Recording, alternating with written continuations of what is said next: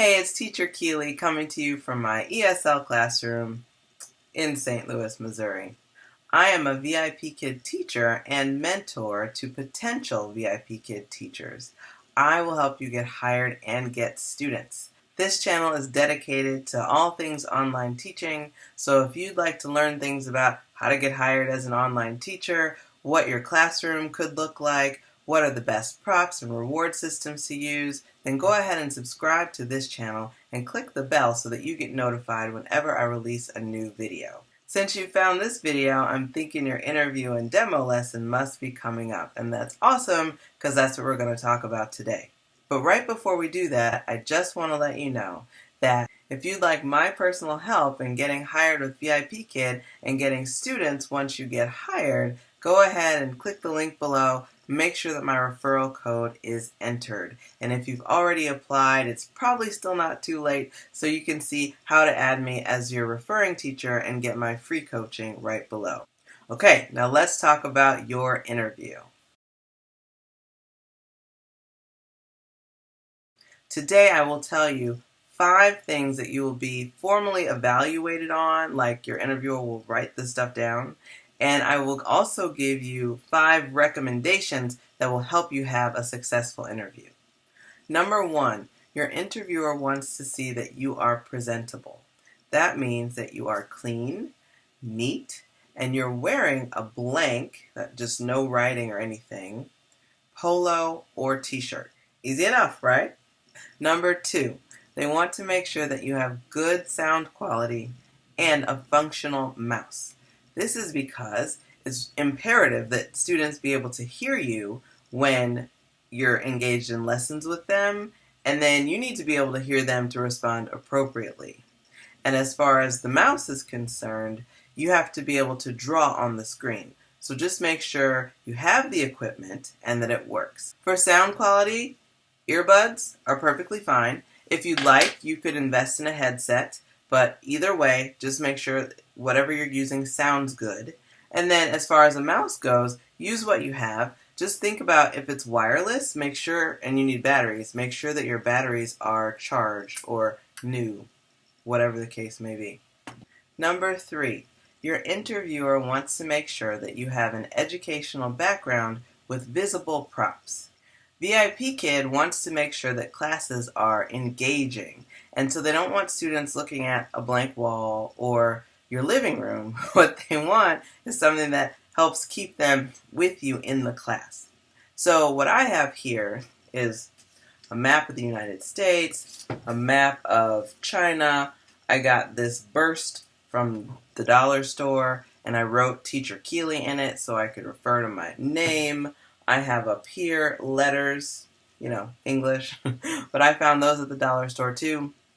So you don't have to make a huge investment or anything. And all of this is stuck to an easel that belongs to my daughter because I take her stuff and use it in VIP Kid classes all the time. But this easel, I chose the blackboard side. There's also a whiteboard side, but there was a bad glare with the whiteboard side, and I didn't want to deal with all of that. And I thought that this would be kind of different because you don't see blackboards very much anymore. If you want some inspiration on your educational background, classroom setup, I did a video on classroom setup that I'll link below and you can check it out. You don't have to use everything that I mentioned in the video. Most of the stuff I was able to find in my daughter's stuff. So you don't have to spend a lot of money either. Just do enough to show that you're trying and that you're thinking about it. Regarding props, there are a few that I would recommend that you have during your interview and demo lesson. One is a whiteboard. Just because a whiteboard is very versatile and you can use it for a lot of things, if you've seen my slide-by-slide walkthrough of the My Feelings lesson, then you'll notice that this is something that I used during that lesson. And of course, if you're going to use a whiteboard, you need some whiteboard markers. I also recommend that you use some magnetic letters or letter cards. That shows that you're also thinking about things that you can incorporate into your lesson, but it shows a level of preparedness. And also, a puppet can come in really handy. I have a lot of puppets, well, Correction, my daughter has a lot of puppets, but Garfield is one whose mouth opens. And I like to use that so that my student can see that he's actually talking, even though it's my lips, it's supposed to be him. A puppet is really helpful for demonstrating that you want to have a conversation. And if you want your student to answer a question, rather than just repeat you, you can demonstrate that with your puppet. How do you feel? I feel happy. How do you feel? Now the student can understand that the puppet is asking him or her. Those are the props that I would recommend for your interview and demo. I also have a video on the best VIP Kid props if you want to check that out. Just keep it simple. You don't need a whole lot of stuff, but if you just want some more inspiration for your classroom, check out the link below. Number 4. Your interviewer wants to make sure that you're a good distance from the camera and that you're visible at all times. They don't want you too close so you can see your pores and all the details of your face. That's distracting for students. They also don't want you too far away because your student needs to be able to see the movements of your mouth so that he or she can mimic what you're doing. And then, of course, they don't want like a half face. You might see some kids like this, like coming to class and this is all you get. But as the teacher, you need to model. I'm using a desktop computer and I'm probably 1.5 to 2 feet away from the camera, just for reference. Number 5, your interviewer is looking to make sure that you have good lighting with no shadows. So to figure out what your lighting should be like, you might need to test in the area where you're going to be doing your interview and demo lesson. Some people are able to take advantage of really great natural light. I'm not one of those people. My window is over there and the light doesn't come in quite right. It can actually cause weird shadows, so we don't do that here. I found that having a bright desk lamp in front of me that has major light coming from it is really helpful. But then also I have a standing lamp over there and it's from a photo kit. So it's an actual photography grade lamp that I shine this way so that I have light and my room is then brightened, which is really important when you're teaching and it's totally dark outside. You need something to keep it bright so the kids can see you. For some people, overhead lighting might be enough. And I do have my overhead light on. It's not doing a whole lot. But for some people, you can just change the bulbs in your overhead lighting and it will brighten your room sufficiently. Anyway, I will try to link what I use in the comments. Those are the 5 things that your interviewer will actually make notes about, like for a score. Now I have my 5 recommendations that will help enhance your whole interview.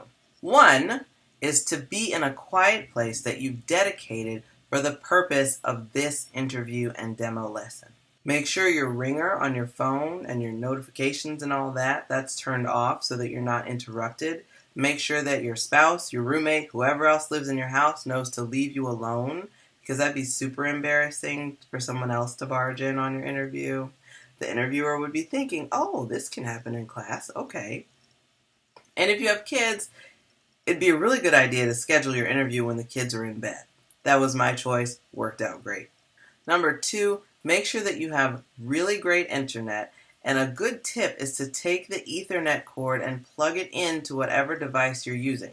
That helps you not have those unfortunate loss of Wi-Fi moments. You're not dependent on Wi-Fi, at least you can use the cable and have a better chance of having no interruptions. Having an internet issue during your interview or demo lesson would be like the worst because working with VIP Kid requires internet. Like, it's an online platform, so it would look really bad if like the one thing you really need didn't even work. Number 3, I recommend wearing an orange shirt for your interview and demo. It's certainly not a requirement, but I think it makes you look like your team VIP Kid. You're taking initiative, you want to be part of the community, and it's really easy to do. It doesn't have to be expensive. I think I got this orange shirt from Walmart for like $3. My 4th recommendation is that you have a timer.